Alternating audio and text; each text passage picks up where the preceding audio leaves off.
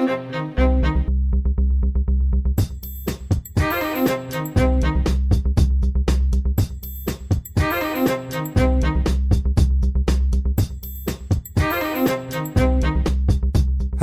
everybody, and welcome back to Small Town Murder Express. Yay and choo-choo. Yay, indeed, Jimmy. Yay, indeed. My name is James Petrogallo. I'm here with my co-host. I'm Jimmy Wissman.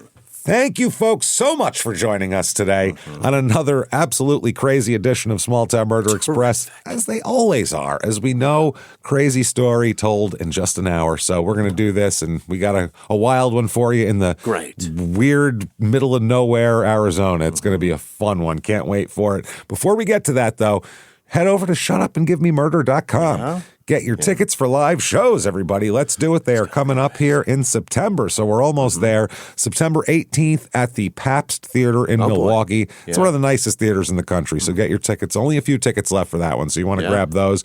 Then the next night, September the 19th at the State Theater in Minneapolis, will be there. And the rivals the Pabst. It's beautiful. Again, beautiful place, great town. Can't wait for that one, so get your tickets for that. Then also in October, we're in Dallas on the 3rd, in San Jose on the 16th, Sacramento on the 17th, and then in November, Terrytown on the 13th and Boston on the 14th. Shutupandgivememurder.com. Get your tickets, come out, laugh, have a good time, and hear a crazy murder story.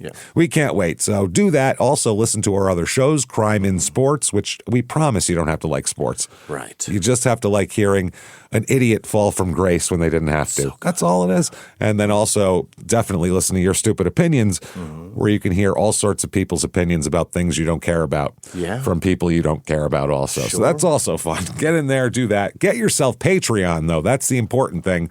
That's Patreon. That's huge. Patreon.com/crimeinsports, just like the name of that show. And what you get there is anybody $5 a month or above, you get everything we put out.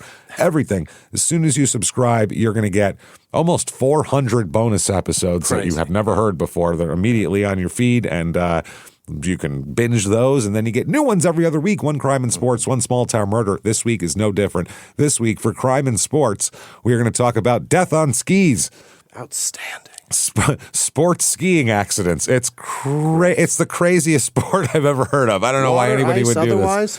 Doesn't matter. Death on skis, everybody. Let's do it. Yeah. And then Small Town Murder. It's love after lockup time. Oh, and is that my God. Glorious time again. Goes hand in hand with the prisoner dating game. You can see what happens if you actually play that game for real, and it's scary. So get in there and do that. Patreon.com/crimeinsports. In addition to all of the material you get, you also get everything we put out. Crime in Sports, Your Stupid Opinions, both Small Town Murders, all ad-free with your Patreon as well. Ad-free. And then on top of that, you get a shout out at the end of the regular show. You can't beat it. Get it. Patreon.com/crimeinsports. That said, I think it's time, everybody. What do you say? Here we go. Sit back here, clear the lungs. There we go. Arms to the sky. Let's all shout.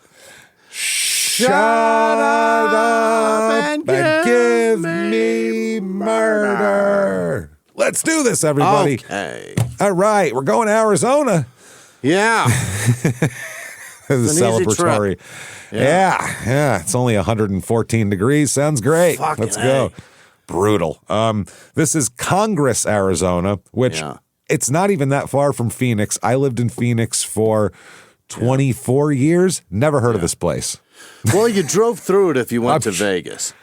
Yeah, I must have then, because you go Wickenburg that way. Yeah, so yeah, I must it's just have outside of driven Wickenburg. It's between Wickenburg and Yarnell. Didn't even notice it. That's how shitty it is. It's in central, tiny, and it's central Arizona. Imagine needing to be more secluded than Wickenburg, Arizona. Which is, everybody out there know where Wickenburg is? Exactly.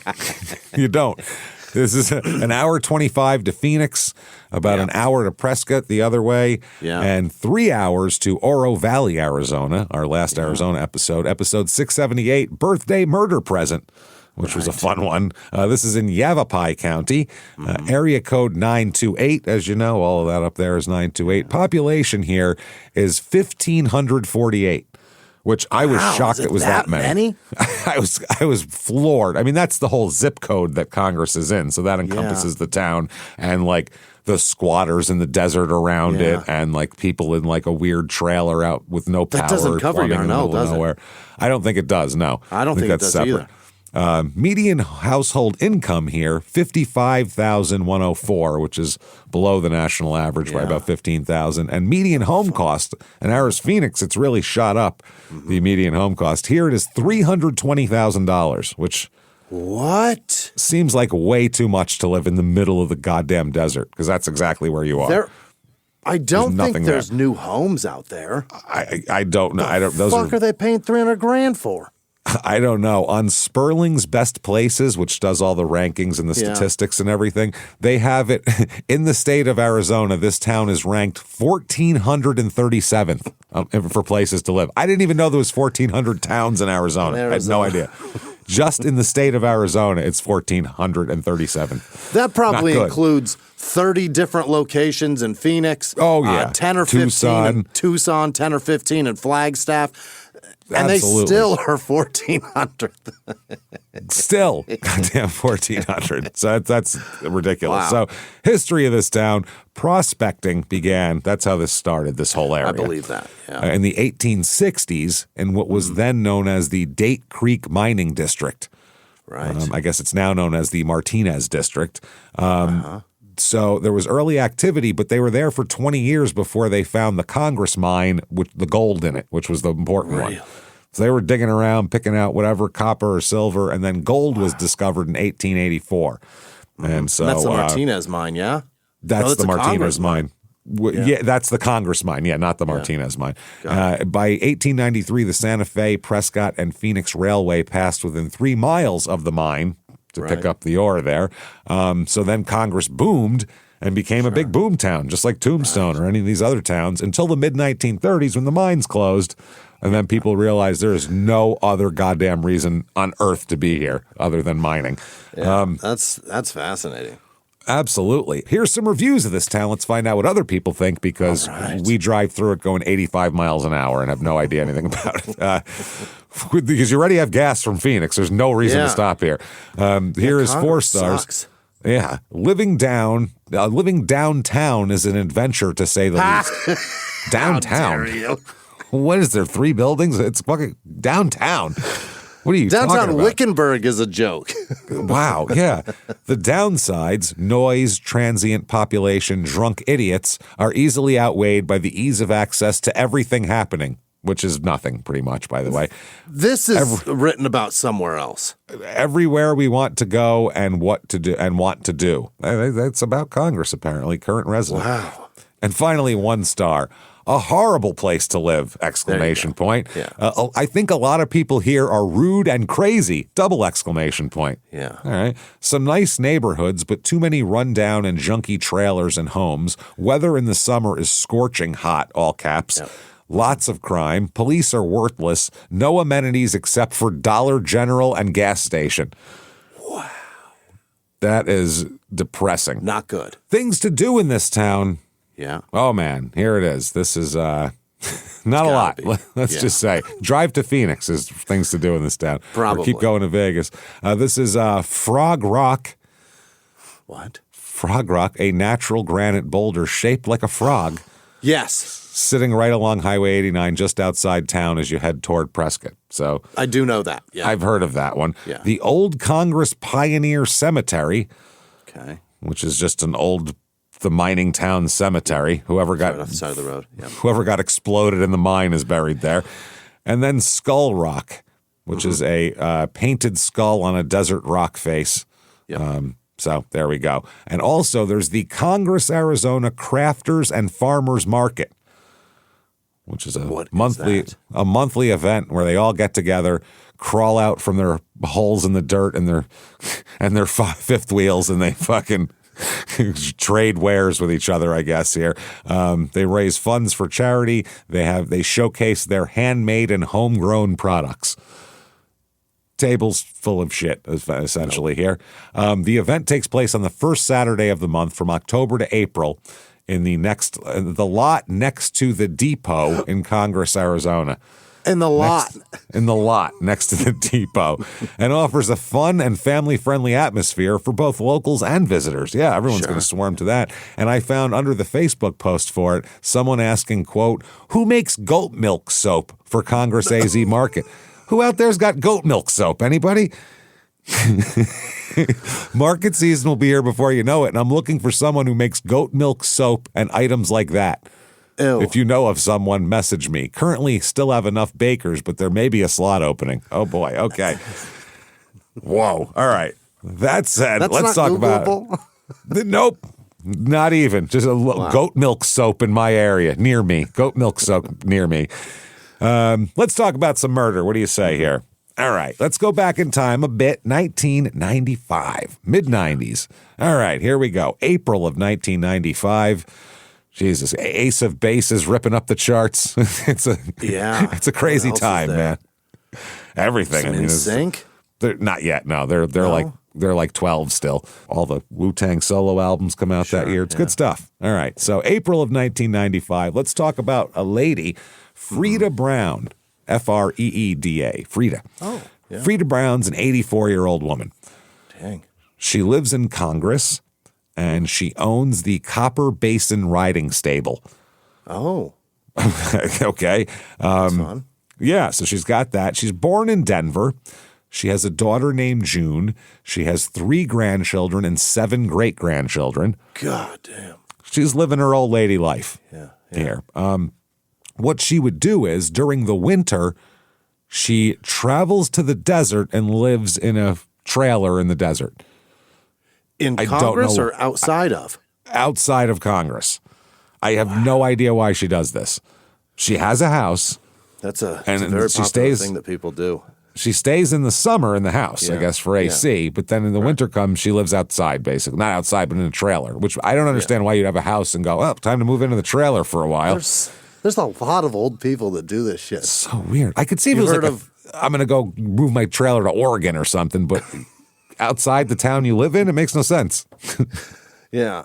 These people go to like Quartzsite, and there's another town out there that it grows huge because of a bunch of people that bring their trailers down there. That's so fucking weird. I don't understand it. So anyway, she travels out there and during the winter and camps out with her animals, with her trailer and all that shit. Now, soon after she arrived, she was introduced to a man named Philip Allen Bocharski.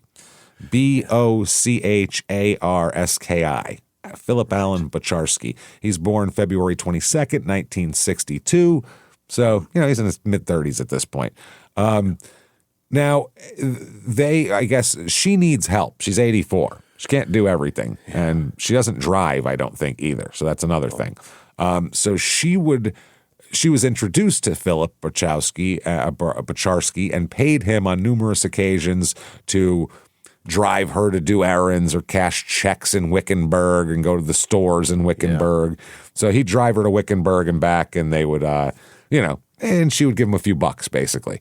Okay. That's how it worked. Now, this November of 1994, so 5-6 months earlier, is when Philip kind of blew into town here. Oh.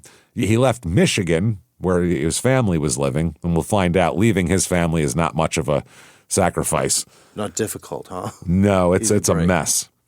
Yeah, he left Michigan and traveled to Arizona with an acquaintance named Frank Sukis, Sukis. Yeah. They came out together. Now, Philip is fucked up. Philip's got problems. So in his family, it's both families have problems with alcohol, with violence. His father was crazy. First of all, by the way, his father never was around and actually left shortly after his birth and denied that he's his son. So his father won't even admit that he's his son. His father at one point threatened to shoot his own mother in front of others. At another point, and I don't know how he did this, by the way, this is kind of impressive. He kidnapped and held at gunpoint 2 on-duty state troopers. The cops. I don't know how you kidnap 2 state troopers. He kidnapped the cop. I don't get how you do it with two. I didn't know that was an option. Well, you point the gun at one of them, and then the other one takes a gun out. Like, what are we doing here? What the hell? You got to be mighty convincing.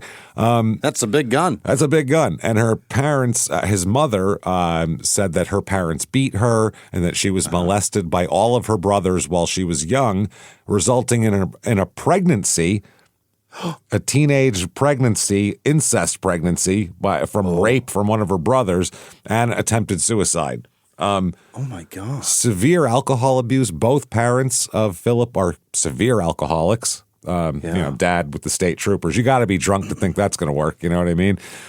This life makes Congress, Arizona seem appealing. Right? This would make you run to live in a trailer in the desert. You'd be happy to. Right. People say that the mother frequently inflicted violence on the children and was really, really, really extra neglectful, just terrible. Philip's sister said that the mother would leave them alone for days without food. She'd just leave for days and leave the little kids alone without food, and would, quote, constantly bring home new sexual partners. Yeah, this is quite the life, man. Why not? Why? What the hell? And they have no food anyway. Did the guys bring food? If they brought food, bring some clown dog. Yeah, if you bring some clown dog, you can come. Neighbors reported seeing Philip and his sister rummaging through garbage cans looking for food during the winter in New York when they lived there for a couple of years. Oh God. For a time, they lived with, this is crazy, for a time, the children lived with a motorcycle gang in New York. Hell yeah. So from the dumpsters to some biker gang where him and his sister were exposed to filthy living, bikers. And I can't imagine. And, drugs and sex. And this is during the 60s and early 70s. This is like, Hell's Angels, Hunter Thompson, Charger Charlie, the child molester fucking times of biker gangs. Like, this is crazy shit. A Children's Services Division caseworker in New York filed a petition charging Bocharski's mother with neglect of her children in that she failed to provide food, education, and medical care, although financially able to do so. Oh, just didn't care about her kids. She could and just wouldn't. Just didn't give a shit. Didn't care to. Had other shit to do. This petition resulted in Philip and his sister being placed in foster care for a second time. Okay, and then it gets worse, by the way. That's the good part of his life. That's cheery times. This is when he thinks back and goes, man, remember the good times? That's living in a biker gang's clubhouse and rummaging through garbage cans. Okay. Now, considering whether to return the children to their mother, after the whole deal there, okay, this is crazy. The caseworker said, quote, "These children were the most seriously neglected children I have placed in a long time. I still have some pangs of conscience for letting these children suffer the emotional stress of drinking, fighting, poor supervision, and open immoral conduct for as long as I did before I acted. Besides these children were really hungry, and it was an amazement to them when they were first placed with the foster family that they could have all they wanted to eat at night and still have food for the morning. They were like, what a gal. They were like, we can eat this, but then we won't have any food tomorrow. And they're like, no, we're going to make breakfast too. And they were like, whoa. I get a pork chop. Then I get Lucky Charms. Charms. Half this nanner. Yeah. Like they're like, I don't understand how this fucking works at all. There's plenty of food in the morning too. There's food for everything. So they lived in foster care for about 2 years and then were returned to their mother. Why? What? Let's pull you out of this safe environment where you're fed and clothed. It's going great. It's going fine, and put you back with your mother who doesn't give a shit. Now, his sister, Philip's sister, Carol Ann, said that their mother, Mary Rose, beat Philip frequently. She said, quote, she'd cuff him in the head, use boards on him. She used electric cords. She used Hot Wheels racetracks, which is old school fucking. It's a common hillbilly children rearing. Yeah. Well, Eddie Murphy talked about it in Raw. That was the Hot Wheel track. Was whip your ass with that thing. Belts, mirrors, brushes, she said. Just whatever object was around close enough. hand mirror. Looking glass hand mirrors. Yeah. Take it off the fucking armoire and hit him with it. What was she doing? She also said that his uncle, Philip's uncle, who lived with them for a time, quote, beat Philip frequently and was always picking on Philip and smacking him around. Now, this is before the age of 12. Yeah. Age 12, the family moved in with his mother's cousin. Now, according to the mom, Mary Rose, her cousin, a convicted child molester, because that's who you bring your kids to live with, later admitted that he sexually molested Philip as well. When he was a young teenager now, 13, 14, his mother sent him to live with Chuck Below was his name, just like below ground, like that. Chuck Below? Chuck Below, and even accepted money from Below to allow her son to go live with him. Why do you think that happened? Well, Philip lived and traveled with old Uncle Chuck, who was a long-distance trucker. Yeah. And basically, Below, who later on will be serving a 50-year sentence for multiple child molestation convictions. What? 50 years. 50 years. When they talked to him in prison, he admitted that he beat Philip often and forcibly raped him for years.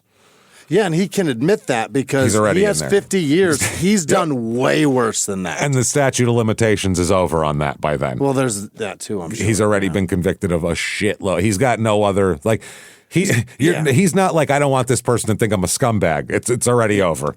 He's got 50 years of penalty for child molestation. That's a long time. What a piece of shit. Well, good. I'm glad he's got 50 years. Fuck that guy. So the evidence later on also says that Philip suffered extreme mental, physical, and sexual abuse by basically everybody he came in contact with, besides that foster family and the social worker. So heartbreaking. He was exposed to alcohol at a very young age, started drinking at 10. Nice. You know, the pressures of the 5th grade really get to you. You gotta get down with some, like a slow gin fizz after the day. You know, he liked it classy. Let's tie on some Johnny Walker after the multiplication table. But he didn't fuck with like that red label or black label. Though. You had to get him at least the green, the 15. He's discerning. Something nice to go with the social study. Something nice. He began drinking alcohol at 10 and then increased until he was drinking basically regularly, like every day by 16. Wow. His later wife described him as a serious alcoholic who drinks until he blacks out.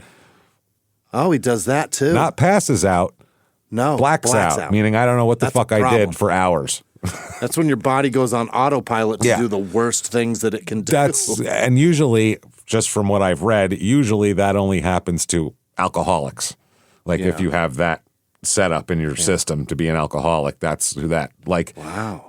I'm not like an alcoholic, so if I drank enough, I'd fall asleep. I wouldn't black out. I'd throw up and fall asleep. That's all I would do. That's what normal people do. I mean, I fucking drink heavy, but I don't do it every day. So no. I've never blacked out ever in my life. There you go. That's good. That's a good sign. I've always been terrified of people that do.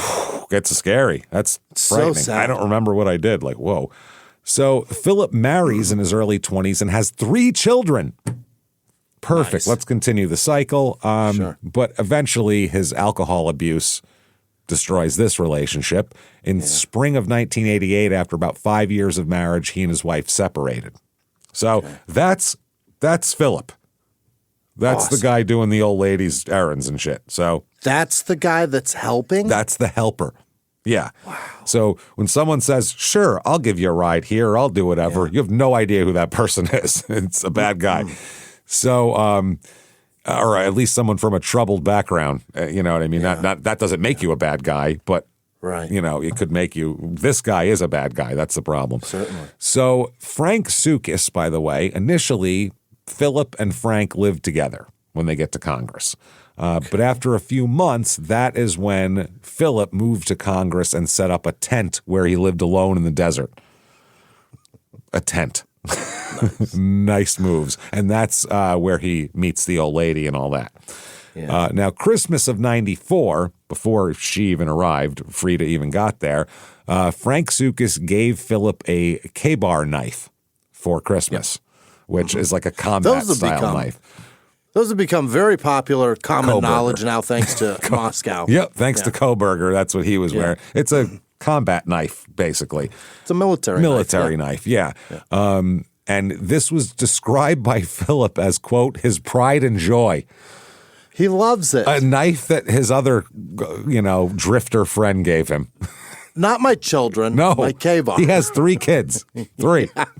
Pride and joy. He was always seen with it. That is his jam.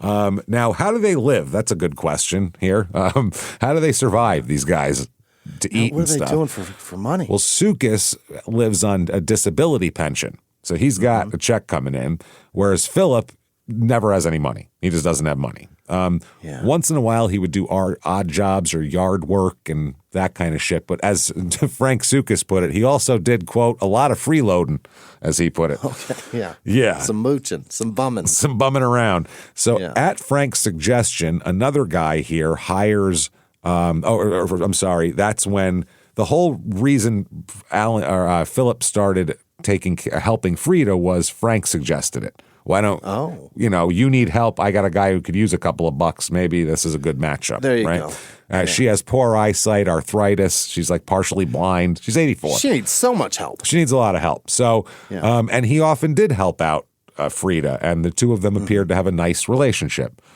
Probably the first adult he's ever encountered who hasn't tried to rape him. So, that's good. Hasn't treated him as prey. Exactly. So, as an older person. So, April of 1995. This is when Frank Sukis moves to a location near Philip, just in the middle of the desert there. So now a little bit more about Frida. She has a campsite. Basically, she's between Philip and Frank. Her campsite's in the middle of those two. She's sandwiched in between them. Yeah, she's got a trailer, a truck, a dog, and a shitload of cats. What? Yeah, all in a trailer. That's weird as fuck. Cats in the desert? Cats and dogs in the desert in a trailer. Whew. So when she first arrived, Frank Sukis sold her some gas.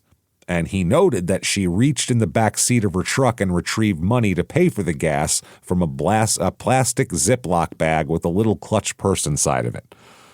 The bank. Her bank, yeah. The money smelled of cat litter, he said.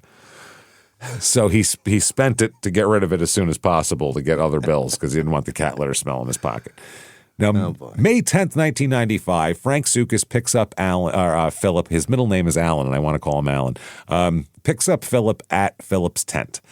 The two of them see Frida polishing her truck.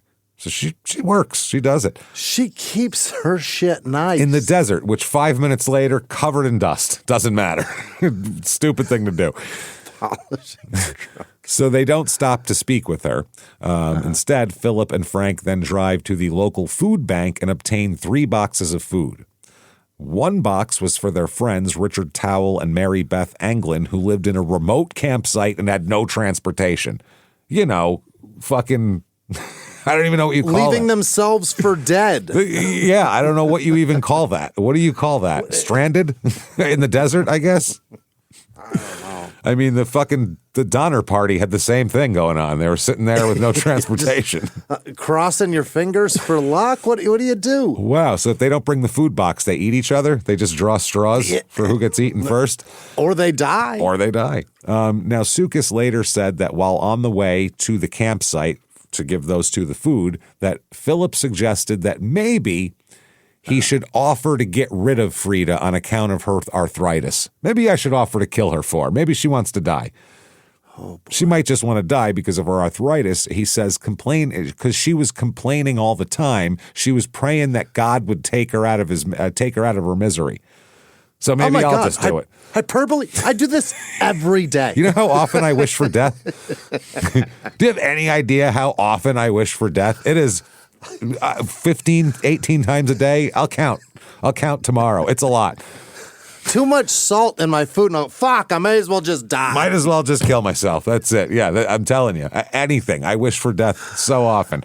We had technical problems before we started recording. I wished for death 8-10 times during the course of that. So, anyway, so that's what he said. Now, this guy just kind of ignored it as, he's talking out of his ass, whatever. Sure. So, Alan, I want to call him Alan. Yeah. Bocharski travels with Sukis to Richard Towell's camp where he consumes enough beer that he was pretty drunk when they got out of there by 4 or 5 in the afternoon. Nice work. He's got it in. On the way back from the camp, Frank and Philip stopped at the Arrowhead Bar, where he had, the way he put it later, a couple of bourbon and cokes and a beer or two, which means I had 14 drinks. I had a lot to. Yeah, you think that they're pouring a single at the couple. Arrowhead in Congress? A couple bourbon and cokes and maybe a beer. That just sounds real light. No, it was more. Yeah. So they drive to the bar. Now, at the bar, apparently Frank loaned Philip $10 so he could get a drink.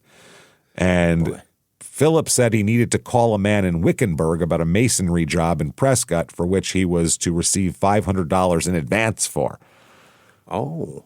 So Frank Sukis says that Philip appeared to make 2 attempts to call this guy, the guy with the job.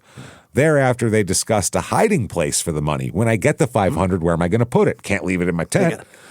I got to squirrel this away. That's the other part here. They have to act like they just scored some gold from a train in the 1880s or something and like hide it in the desert because they don't have a secure place to put anything, these people. You got to bury this. So, yeah, they're discussing it. Frank suggested, how about a spot underneath a big rock by my TV antenna? He literally is talking about burying. Burying the money, yeah. By the time they leave the bar, it's said that Philip was, quote, 3 sheets to the wind. He's shit-faced. Hammered. Yeah, he didn't get $10 worth of drinks. He got a lot more than that. So Frank drives Philip back to the area where they were camped and drops him off down the road from his campsite. Yeah. The next morning, he's supposed to pick Philip up, and Frank Sukis is a little late picking him up. He meets Philip as Philip is walking toward him along the road, like he's walking out to where the car would put in. Well, we'll get to showers in a minute here. As a result here, he just picked him up there, didn't get all the way to the campsites, picked him up, and then they drove out. Philip said that since they'd last seen each other, he'd gone back to town, called the guy, had him drop the money off over at the library or, quote, in back of the library underneath the propane tank. This is... I'll meet you under the propane. What the fuck are you doing? Because Philip had no vehicle, so Frank takes him places, and the nearest phone was about a mile or a mile and a half away from the place. So they're like... last night I dropped you off after the bar shit-faced. You somehow got to a phone, got a hold of this guy, and got him to bring you money before I got here in the morning. How the hell did you do that? And meet me under the propane tank. And meet me by the propane tank, which is the most romantic place to meet. Yeah. When they get to the library, Philip returned some books and then went behind the building for 5 to 10 minutes. So he reads. That's nice. He reappears with $500 and $50 bills wrapped in a piece of newspaper. Classy. Gotta hide that. Wow. He immediately gives Frank Sukis $150 to fix his truck. Oh. You need this for your truck, okay? And he's driving him all over, so he better pay him. And then he bought some beer and some tobacco for a friend of his named Jerry Stanberry. Wow. By the way, according to Sukis, this money does not smell of cat litter, by the way. Okay. So the 2 men then drove over to the Stanberry guy's house. A guy named Dwayne Staley was there also. Dwayne Staley said that Philip had his shirt and shoes off and looked like he had recently taken a shower, which was something of note for Philip. That's why when you said that, I was like, it's actually of note when he looks like he showered. It's very important that we understand that he was clean at this moment. He was clean. And that's something that's noticeable by people who don't even see him very often. Oh, wow, he must have showered recently. Think about that. If you were such a filthy scumbag that when you showered, everybody noticed. Yeah. So anyway, the Stanberry guy says that Philip told him that Frida Brown, they're just hanging out, and he says Frida Brown, quote, was feeling kind of blue and useless because she was crippled and couldn't get around very much anymore, and she was planning on shooting herself. Jesus. So he said... Crippled or had some arthritis? Like what? A little sore in the wrist from all that polishing, Wax on, wax off. And they're calling her fucking useless. Yeah. Yeah. So, and he said that basically Philip said that he felt sorry for her, which this guy said that they all did. But then he said that she might be better off if someone would, quote, knock the old biddy in the head. Good Lord. Jesus. According to Stanberry, Philip also said that he wanted to borrow money from Frida Brown because, quote, she wasn't paying him enough and she'd get angry if he kept on her about it. In addition, the Stanberry guy said that Philip indicated that Frida Brown kept money, quote, in a bag behind the truck seat in her pickup, as we know about. So from there, they go back to the campsite after Stanberry's house. They drive from the Stanberry's house to the Towel Anglin campsite, the people, the stranded people. The forever campers. That's forever camping. According to Frank Sukas, Philip told him that the money he picked up wasn't actually for this job that he told him about. It was actually for, quote, a hit job in Prescott. So he said, it's a hit job. Frank replies that, I don't believe you. I've been across the country with you. You're full of shit, I think. Are you drunk? After they get to the campsite, Frank and Anglin leave to get groceries, leaving Towel and Alan there by themselves. According to Towel, Philip was, quote, in a very high pitch of excitement and, quote, twitchy. What's that? Sounds like he's on meth. Sounds like he's got some meth from all that money he had. When this Towel guy inquired, what's wrong? What up? You know what I mean? Why are you so twitchy? What's the deal with your weird shit? What's up with that? Philip said that he was, quote, in serious trouble because he had, quote, robbed and killed an old lady at her trailer in Congress. He explained, he said, I was, quote, in a panic and needed money and needed food. He said that he got $500 from her and that no weapon or fingerprints would be found, so he should be fine. Oh, boy. Everything's fine. It's 95. They're not thinking of DNA or anything yet. Finally, he asked this Towel guy if Frank Sukas, who he's came all the way here with, could be trusted with a secret. Like, could I tell Frank about this? Why do you want to tell everybody? And I guess this Towel guy, you figure, who's he going to tell? He lives in the goddamn desert with no transportation. I could tell him anything. He's, the person whatever. knows is you. Yeah. And he said that no. Towel said no and made a reference to Sukas being an alcoholic. And you never know when he'll get drunk and start running his mouth. Yeah, he may not even know that he told. He blacks out. That's the other guy, Sukas, they're talking about. Oh, can I tell Frank Sukas? And he said he's an alcoholic. I wouldn't tell him anything. Yeah. So later that day, Philip asked Towel to provide an alibi for him. And this guy said, no, I'm fucking giving you an alibi. I don't want to get involved in this. I moved out to the middle of the goddamn desert with no transportation. You want to know why? Avoiding shit like this. That's why. I'm daring the universe to take me. Just take me away. I don't give a shit. Aliens, fucking anything, coyotes, whatever comes, man. I don't give a shit. Band of ants. Wolves, I don't give ants, a shit. fucking. I don't know, a lost moose. Even I don't care. He's down too far. He's angry. Now, when Sukas and Anglin returned to the campsite here, that's when Philip announced that he'd be staying at the campsite for a while, and if a man came looking for him about a job, Sukas should let that person know where he was. Because when I want to hire someone, I want to go searching the desert for them. That's how I look for my employees. Hello, I don't know what address this Coleman tent is. I'm not sure if you could possibly help me out with that. So then Philip agreed to, later gave Towel and Anglin $250 for the purchase. He's damn near broke. That's $500. I mean, he gave $150, some tobacco, this and that, $250 here, for the purchase of food and drink. Towel said that Philip indicated this was part of the money he got when he killed the old lady. Towel said that he didn't fucking believe him. He was like, you didn't kill any fucking old lady and get money. Who knows where you stole it from, but whatever. So now on his second night at camp, he just decided, I'm staying at your camp for a while. I'll be here. Oh, boy. Towel awoke to find Philip, quote, crying, sitting on the side of the bed. Sitting on it. Sitting on the side of whose bed? I guess there's a bed here. You live in tents. I don't know. Crying, he said. Then he said that he was, quote, in serious trouble. What was he going to do? And he said he was worried about himself, very worried about himself. Right. So over the next few days, Dwayne Staley here, this guy from around, he drove up by Frida Brown's trailer a couple of times, and on a third occasion of driving by, noticed that her dog was wound up around the tree. So it was tied to a thing and it was wound up. It wound itself up. Dogs don't know how to go backwards to get out of that. Right. The dog is stuck. They never do. So he knocked on the door of the trailer, got no response, so he unwound the dog. Then the next morning, he found the dog all wound up again. Did it again. And he's like, God damn it. So he became a little concerned about why she letting her dog do that all the time here. Yeah. May 13th, 1995. Now, this is 3 days after, we started this whole narrative here. Frida hasn't been seen for a few days. No one's seen her. So Staley and Frank Sukas go to investigate where she is. Sukas pops open the trailer door and finds her in her bed, just dead, sitting there. Dead, yeah. Decomposing, by the way. Pretty good. But just... It's not good in there. Dead in her bed, which she's 84.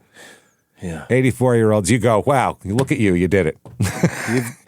You made it. 84, you died in your sleep. Fucking congratulations, that's great. I mean, what did you expect in a trailer in Congress? That's what happens. So Staley goes back to his place and calls the sheriff. A sheriff patrol deputy for Yavapai County responds to the call. They enter the trailer. No signs of foul play. No break-ins, nothing overturned or rummaged or anything like that. He removes the blanket that was covering Frida, and he said he found a body in a state of decomposition and noticed what he thought she had a lot of blood on her face and all around her, and he said that was the cats were eating her face. Oh, God damn it. This guy just took a look, and he was like, oh, the kittens must have been eating her. Oh, this is bad. That is the... They say awful. It will happen. Oh, yeah. They give up. They say it. Yep. They'll do it, yeah. So the cop believed that she died of natural causes. Now, because this complete dipshit hick cop fucking comes in and says natural causes, he turns her trailer and property over to her friends that she had notes all over the trailer saying that if anything happens to me, these people get all my shit. Right? Okay. So he just saw those, called those people up, and were like, come get your trailer, and he's going to get all her shit. Something happened to her. Just turns it over to them. Doesn't look into it, doesn't keep it as a crime scene, doesn't do any of that. Just turns it over to their friends. This is the Hadlocks, are the family. They come and get the trailer, and they take it to quartzsite. There you go. Told you. There you go. Fucking told you so. Told you. They park it in quartzsite on May 14th. Now, also on May 14th, while the trailer is being put in quartzsite, the medical examiner examines Frida's body and in about 2 seconds says, this is not a natural death at all. There's injuries all over her. This is a murder. Yeah, cats did not stab her like this. No, that's the thing. And then now the next morning, the police called the Hadlocks and left them a message saying, don't do anything to the trailer. Don't touch anything. It's already compromised, guys. Once it pulls away, you have no idea what happened to it. It's compromised, so who gives a shit? It's too late. By the time they received the message, they had already sprayed Lysol all over the trailer and emptied its contents into garbage bags. So, of course, everything that was in there is now completely, disinfected and also empty. So there's no idea how to reconstruct anything. We're still trying to get the decomp out of it, but as of now, it's covered in lemon fresh. So good luck with that.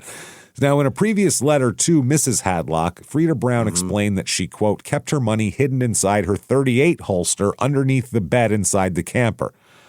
Okay. She had looked, Mrs. Hadlock, and found $500 there. Oh. So she had $500 in there. On May 16th, the police examined the trailer and its belongings. They do find blood in the trailer.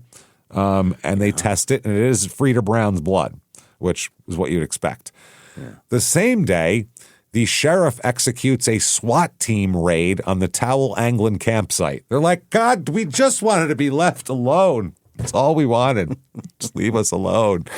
And an officer asked Towel whether Philip Bocharski ever mentioned anything about an old lady in Congress. Towel said he was surprised because he didn't think it was true. And said, he said he killed an old lady for $500. I can't believe it's true. He also told the police that Bocharski was wearing khaki shorts and tennis shoes on May 10th and then jeans and boots on May 11th. I have a feeling he doesn't change every day. when it's notable to an investigation that in 2 subsequent days you have different clothes on. And he showered also. And that's a big deal. So that's a lot to deal with, isn't it? The police never find the shoes or shorts, the tennis shoes or shorts, but when they search Bocharski's campsite, they discover a Levi's button and 3 eyelets in the campfire. So he burned a shirt. Burned the pants. I meant to say pants and said shirt. It's a sweet shirt. It's a sweet shirt, man. It's a sweet 5-pocket shirt you got there. Based on statements made by Frank Sukas and Towell, officers search around a mine and a nearby cemetery in hopes of finding the K-bar knife, which was last seen by witnesses about 3 months ago. So it hasn't been around for a while. Oh, boy. The knife is never located, by the way. Now, subsequent tests show that blood found on his belongings was his own.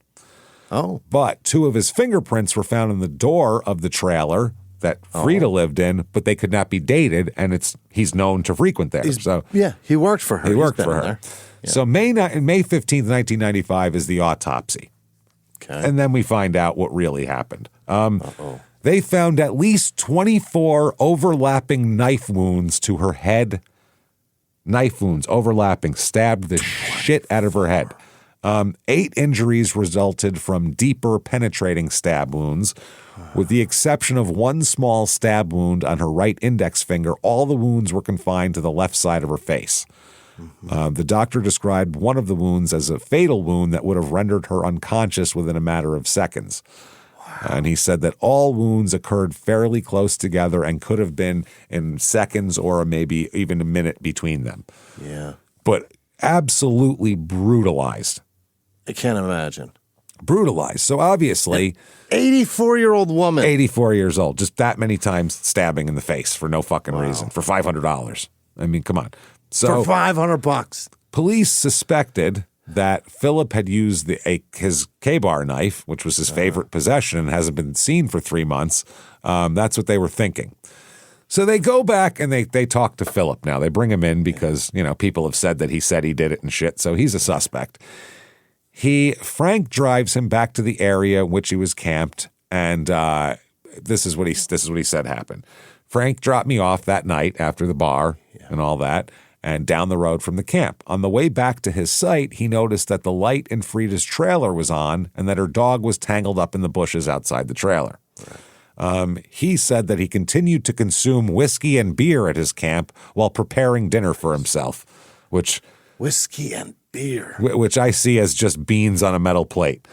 It was brown and hot. You know what I mean? Wasn't, that's what I picture. Tell what it was. Sitting around the campfire. After 10 or 15 minutes, he decided to go to Frida's trailer to let her know that her dog was tangled up again. Yeah. He testifies later on that around 9:30 at night, he knocked on Frida's door and that she, as she always did, stepped back to let him inside. Now, once inside, he said they had a discussion about whether Frida wanted him to unhook her dog from the bushes. You want me to get your dog out of the bushes or what here? He said he was so concerned with the way that she treated her animals because he had observed her dog tangled on 4 or 5 previous occasions, and this sometimes prevented the dog from reaching its food and water. So he said that he doesn't remember what Frida said, but, quote, he just snapped, he said. He snapped. Whatever she said, it was enough to go, I'm going to stab the fuck out of an 84-year-old woman. Who's he telling this to? The police. Homicide detectives. They're sitting across. So guys with ties on. I'm a dog superhero. Yeah. Badges on their belts, those guys. Yeah. Where there is injustice for canines, I'll be there. I will kill an old lady in a heartbeat if a dog gets wrapped around a tree. Wow. So he said he snapped and stabbed her twice in the head, after which she, quote, sat back on her bed and leaned over to the side. He said he then lifted her feet onto the bed and gently covered her with a blanket. He says all he remembers is 2 stab wounds. Meanwhile, we know there's 24. He missed. Yep. Yeah. He says that he panicked and wanted to make it seem as if it was part of a robbery, so that's why he stole money from her purse that was hanging on the door. That wasn't the initial thing. He was just like, oh, shit, I'll cover my tracks by robbing her. Yeah. I did this in honor of that pup, but I had to. Well, I had to make it look like it was something else. Because they'd never suspect the scumbag who never showers in the next campsite as someone being capable of robbery, right? Right. So he said that he locked the door of the trailer and returned to his campsite down the road. He says that he only stabbed her twice, but then when they show him evidence of, hey, this is the autopsy report, he then says, well, I don't remember causing the rest, but I don't dispute that, if the evidence says it happened, no one else went in there and stabbed her 22 more times, obviously. So I guess that's what I did. If they were there, then I did it. Then I did it. So he's in jail. Okay. Now, he's in jail, and with him in jail is a guy named Don Fields. Don Fields was arrested January 15th, 1996 for not paying a traffic ticket. Keep that in mind. Work. So they put him in jail with murderers, which makes perfect sense, obviously. Yavapai. Yeah. He was taken to the Prescott jail, which you know exactly where that is. We've been to that. Yeah.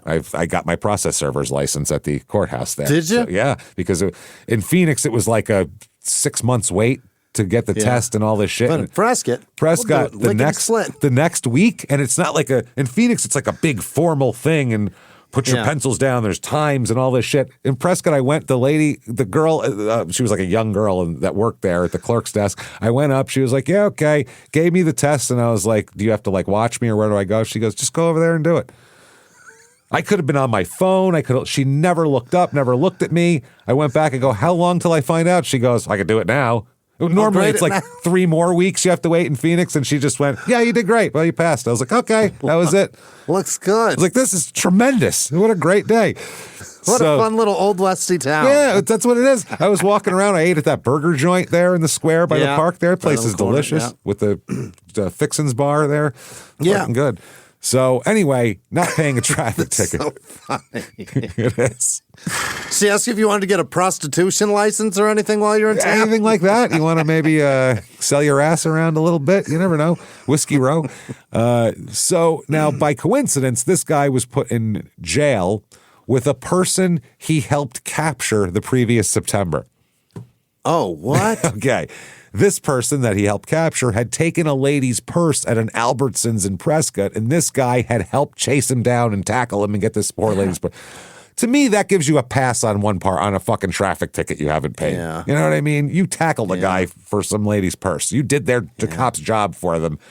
They can pay you in a free, You ran so they didn't have to. That's pretty amazing. Also, the cops in Yavapai, specifically Prescott, are fucking wild. They are reckless with the ticket book. They hand them they out. don't give a shit. That's how they make money.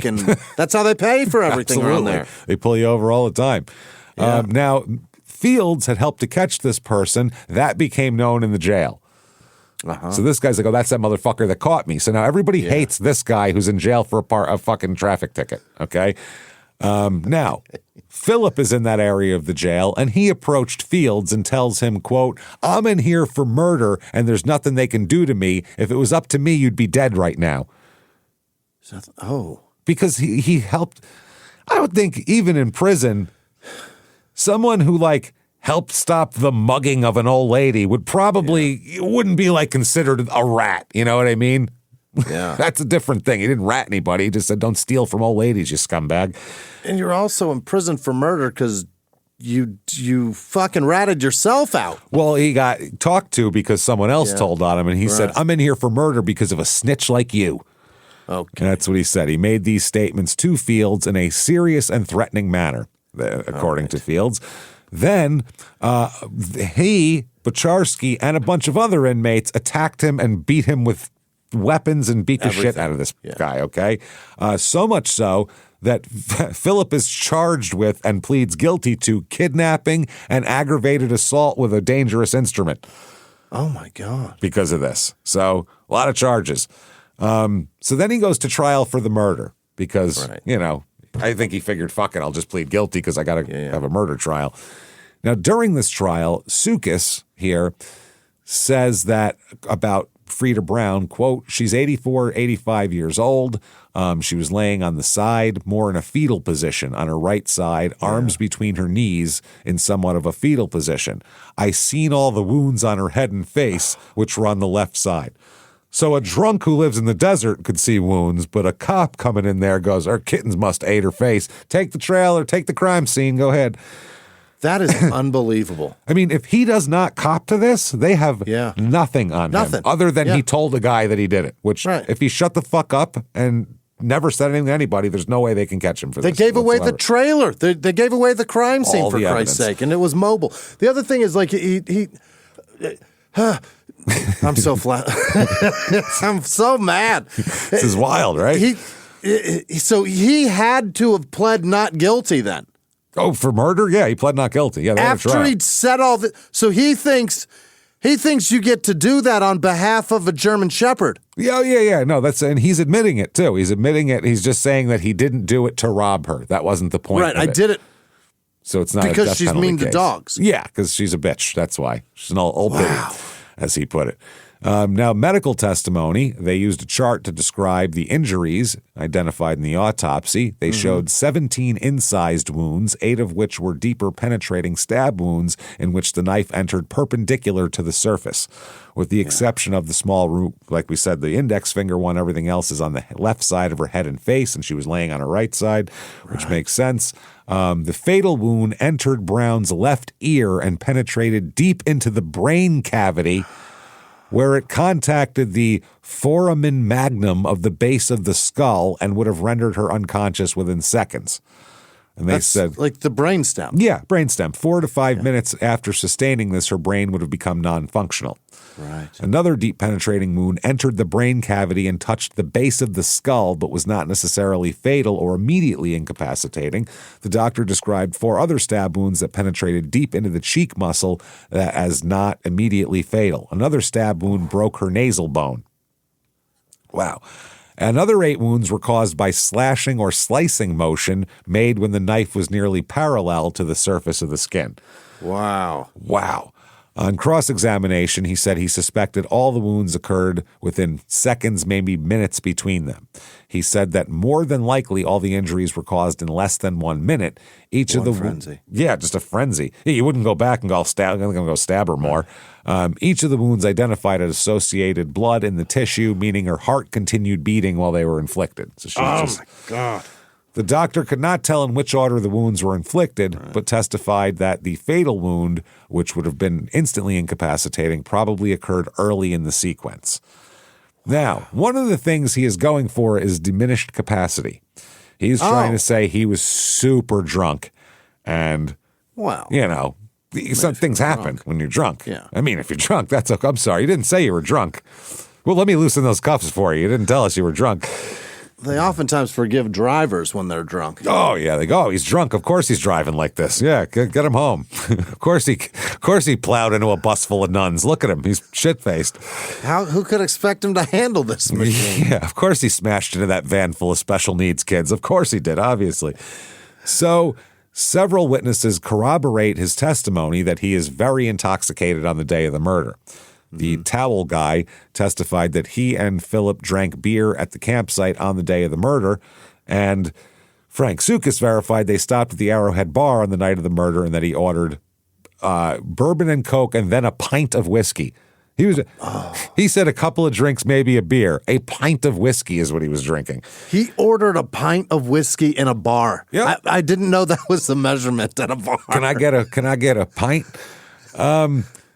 So that's how it goes. The verdict comes in, and they find him guilty of burglary in the first degree and first-degree felony murder. Okay. Now, they're going for the death penalty here. I think they're like, he's pretty useless, and I don't think there's any rehabilitating him because he was never at a point where you could say, we got to just get him back to that point. He's always been a scumbag. So sentencing, big thing in sentencing is will they allow the jail assault to be a factor in sentencing? Well, he did tell him they can't take anything from me. Yeah, he did say that. Was part of the thing that they say to argue against life without is that there'll be a danger in prison. They're going to attack other people. They're going to attack staff members. They need to be held isolated in death row and then killed, and that's it. We can't even in jail. They're too much. That's part of it. Okay. So the jail assault would help prove that, apparently. Sure. They said that the evidence was relevant to rebut the claim that he snapped and murdered Frida Brown. That's how they're going to allow this in, because they say, he's saying the only violent thing I did, I snapped. And they're going, well, he came up to this guy and told him what he was going to do to him and then did some shit to him. The state also argued the evidence rebutted the mitigating circumstance that he was intoxicated at the time of the murder because the assault on Fields occurred while he was incarcerated and not under the influence of anything. So it's not only when he's drunk or when he snaps, he just is a dick and likes to murder people, or at least try to. Also, there is they said that he's probably going to put people up there saying he's a nice guy. So we're going to rebut that with this. Now, his defense attorneys argued, saying that the evidence should not be admitted because the state lost a document that identified the witness to the Fields incident, making it difficult for Philip to investigate the statements made by those who witnessed the incident. So the trial judge concluded that the state gets an opportunity to present the Fields information in the penalty phase. Due to the missing document, however, the trial judge held an evidentiary hearing to determine the proper scope of what evidence will be admitted. Right. Oof. So the state was going to be limited to explaining his role in the incident, and that's it. Not that he started it or that he said all this shit, just his role in the actual beating, they're allowed to say, but not anything else. So the defense continued to object to that, but they said no, basically. There's also a psychiatrist who says that Philip's mental state continued to deteriorate over time, quote, given his lack of psychological resources, appropriate psychosocial supports, and his worsening alcoholism, and that when he moved to Arizona in 1994, he was at the end of his tether. And he also testified that he was, quote, pretty depressed at the time of the offense. He's depressed. Oh, well, then never mind. Hey, everybody, he's depressed. He's not feeling so nice. Feel free to dice up elderly. Yeah, just kill an old woman because of that. And also her dog was wrapped around a tree. So if you put those two factors together, he had no choice but to murder her. Who would think he wasn't depressed? Living his life? Describe that man's life to anyone. I bet he's pretty depressed. I bet he's fucking depressed. So they said that the doctor said a guy like him in a depressed and inebriated state would have been much more limited than most people in his ability to control and manage his feelings and reactions. Right. He said there's evidence to suggest that his emotional and alcoholic condition around the time of the murder affected not only his interactions with investigating police, but likely played a substantial role in the events that led up to the arrest for the murder. And also that the doctor said that Philip was concerned with the way that Frida treated her animals, and that during childhood he experienced a traumatic event when his uncle killed his pet hamsters. That's Uncle Touchy, the molesty one. Right. Yeah. But also, you're not a child anymore. No. So the fuck what? And that's what the state says. That was 30 years ago or 25 years ago. That doesn't explain why you'd kill an old lady now. No. It's part of the rebuttal to that. So the doctor also testified that the people suffering from PTSD tend to lack the ability to control their impulses in very emotional or highly charged situations, and that alcohol leads and adds to that limitation here. He said that his ability to conform his conduct to the requirements of law were impaired, and he said he was all fucked up, basically. But a voluntary intoxication or substance abuse can be a mitigating factor that supports certain findings. A defendant's claim of alcohol or drug impairment fails where there is evidence that the defendant took steps to avoid prosecution shortly after the murder, or when it appears that the intoxication did not overwhelm his ability to control his physical behavior. So he's got to be so fucked up he has no idea. He could have just stumbled out, left the door open, left a trail of blood with like 20s behind it. That would have been, he's so fucked up he didn't know. But he took money, locked the trailer door carefully, and went back to his house, then burned his clothes that he was wearing. He was, if you're that drunk, you shouldn't even be really that capable of walking. That's the thing. Exactly. So he said that he didn't, but he said he stabbed her and wanted to cover up the crime, so he considered burning the trailer, and then he just said, no, that's not a good thing. I won't burn the trailer. I'll steal money from her purse and make it look like a robbery. Oh. So and the next morning, then he also lied about the source of money. So he wasn't just out of his mind. So they said he did not prove his statutory mitigating factor with the intoxication.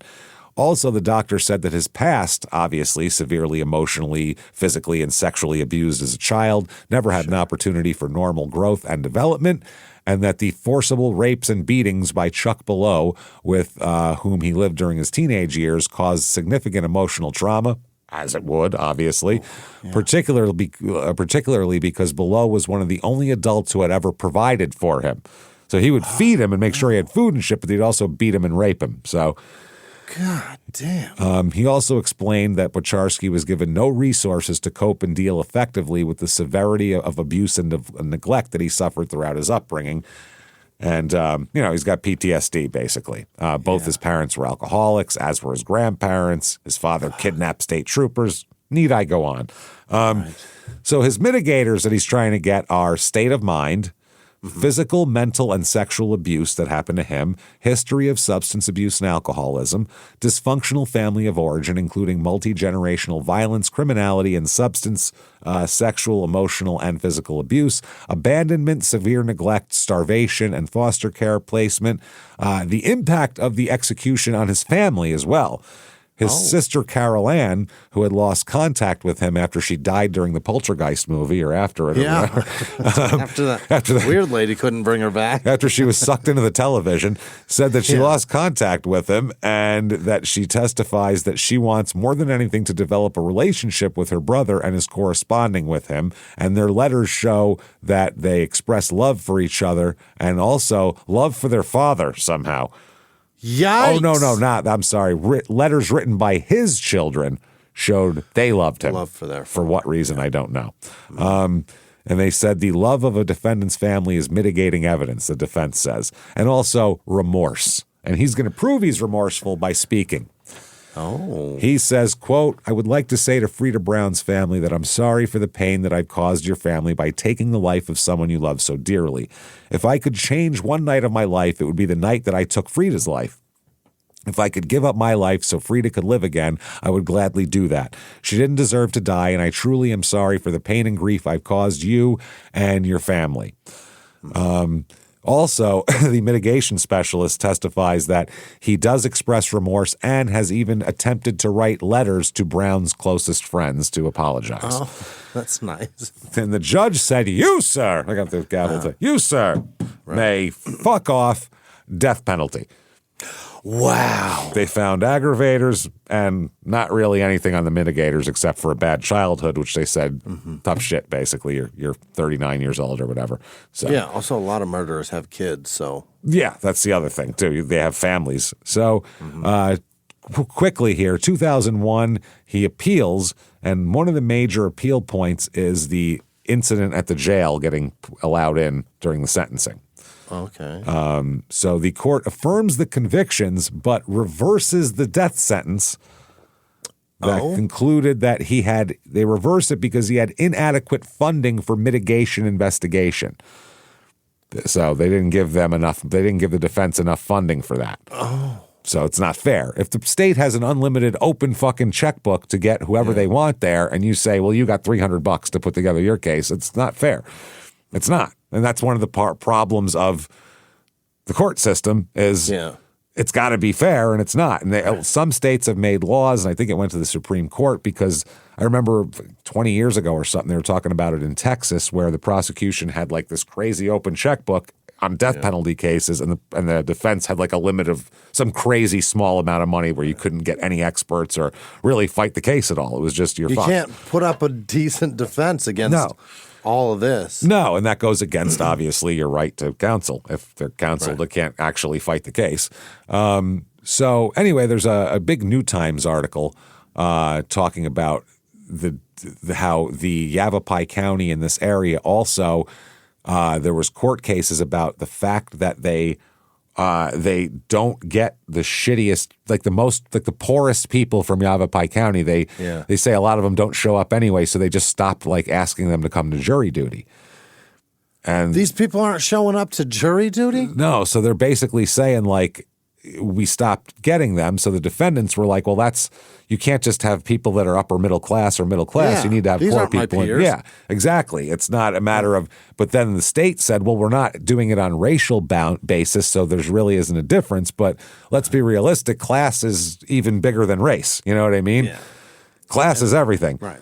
I mean, as you get up, there starts to be less minority. Yeah. No, if you're at a yacht club and you're a member of the yacht club and a black guy pulls up in a Rolls Royce and gets out and has his fucking sailor hat on and his yacht club membership and goes in there, you don't look twice at him. But if some fucking white trash guy pulled in there in an 87 fucking VW Sirocco, you'd say, get this scumbag the fuck out of here, period. So there is that. So they said that it's no secret that defense lawyers, including myself on the particular case, would like to have a sufficient number of jurors from the lower economic class, since affluent communities like Prescott and Sedona tend to dominate the jury pool.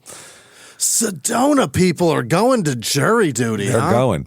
The Supreme Court of the United States also issued a decision that a jury rather than a judge must determine if a criminal defendant deserves the death penalty as well. Okay. And he was given it by a judge. So obviously that's going up for something. So now he has a new sentencing before a jury now. Mm-hmm. So this is before a jury. He wanted to re-impanel the original jury, and they said no. The judge denied that. So he now, before sentencing, Philip urges the court to limit the state's presentation of evidence related to guilt. And the judge ruled, with respect to the aggravation part of this, that the only testimony, exhibits, and evidence that are going to be admitted will be those that are directly relevant to one of the three aggravating circumstances that have been alleged. Fields in jail, the monetary gain, and especially heinous and cruel. So those are the things. There's also risk assessment reports from jail that he puts forward. Mitigating circumstances, he says that dysfunctional family origin, all that shit. They say, you, sir, may fuck off, death again. Got it again. 2008, he appeals, contending that his constitutional rights were violated because he was sentenced before a jury that did not hear all the evidence that was admitted at the guilt proceedings. Now, all of this goes fine. They talk about the death-qualified jury, which we've talked about a million times, and that's the dumbest thing I think ever, the death-qualified jury. Because to me, if you did something really, really, really bad, and I'm not a huge death penalty guy, and I even say, fuck that guy, that's a death penalty. You know what I mean? Yeah. To get a bunch of people who are like, I love the death penalty, and then apply it, that's a hammer looking for a nail at that point, isn't it? So seems like it, yeah. Yeah, so Sukas testifies and all this type of shit. They talk about mutilation. The heinousness and depravity refers to the mental state and attitude of the perpetrator, but they're saying this wasn't mutilation. The court decided this wasn't mutilation. This was all in one act. He didn't go back and like cut pieces off her and do shit like that. That's mutilation. But they said the cats did the mutilation. The cats didn't touch her, by the way. Those were all knife wounds. Oh, what? That cop was such an idiot, he couldn't tell a decomposing body with knife wounds from kitten bites. He thought they were kitten bites. Get the fuck out of here. Yeah, no, there was no kitten bites. The wounds on the face were the kitten bites. Wow. Yeah, that's fucking nuts. So again, same old mitigation evidence. There's 22 appeal points. Mm-hmm. It goes through everything. It doesn't matter. They reduce his sentence of death to natural life without the possibility of parole. Okay. And that is where he sits today. Forever in Arizona prison. So that, everybody, is Congress, Arizona, and a goddamn insanely weird, gross story. That was just insane. It's terrible. And not a story that gets any play, really, too. It's one of these things there's nothing goes underground. There's no sex involved. It's an old lady. There's no way to relate to it. Exactly. So we do it for our show. Why? Because we want to compete, damn it. Because I think it's a good story. That's why. I don't give a fuck if I We like to compete. We always say that. So anyway, real quick here, if you enjoy that story, definitely get on whatever app you're on. Give us 5 stars. Netflix, thumbs up, means a lot. Yeah. So thank you for doing that. You guys are awesome. We appreciate that shit. Do that. Follow us on social media at Small Town Murder on Instagram, Small Town Pod on Facebook. Yeah. Very easy to do all of that. You can certainly go shutupandgibbemurder.com. Get your tickets for live shows. That's what you need to do.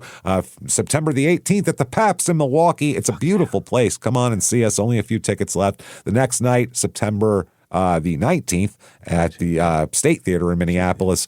Get your tickets for that, too. We can't wait for that. We're excited. Then in October, Dallas, San Jose, Sacramento. November, Terrytown, Boston. Shutupandgivememurder.com is where you do that.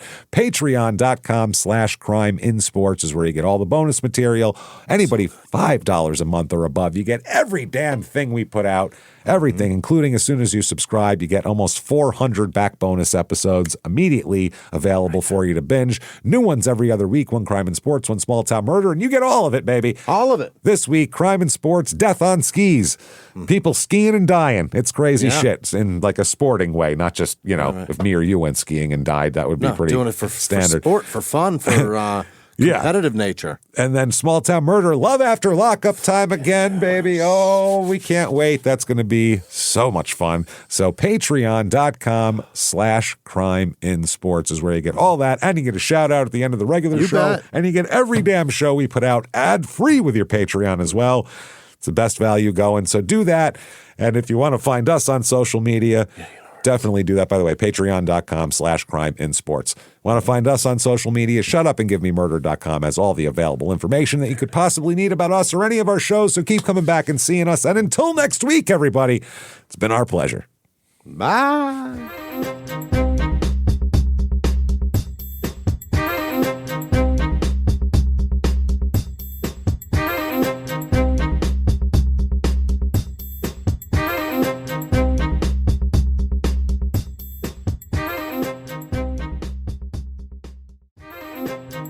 Hey, everybody, listening to Small Town Murder out there. Yeah. Hi. Hello. Good to see you out there. I'm here with Jimmy, too. And Hey. This is an ad, but not an ad for a product. This is an ad This is for the best tour kind. dates. Yes, Yeah. come see a live show, the 2026 tour. Yeah. All the tickets are for sale right now, starting out with February 21st in Nashville, March 6th in Durham, March 7th in Atlanta. Phoenix is sold out. We do have tickets, though, to Your Stupid Opinions on the 21st of March. Salt Lake City sold out. Denver has tickets. Be there on May 2nd. May 29th, Buffalo sold out. Royal Oak, Michigan, May 30th. We have September 18th, Milwaukee, September 19th, Minneapolis, October the 3rd in Dallas, October 16th in San Jose, October 17th in Sacramento, November 13th in Terrytown, November 14th in Boston. Come see us. The live shows are spectacular. Come join all of the other STM people. You're going to meet so many people. You're going to have fun. Make some new laugh friends. like crazy and make some new friends. Come out and see us. Shutupandgivememurder.com is where you go for those tickets. Get them right now while they're hot. See you on the road.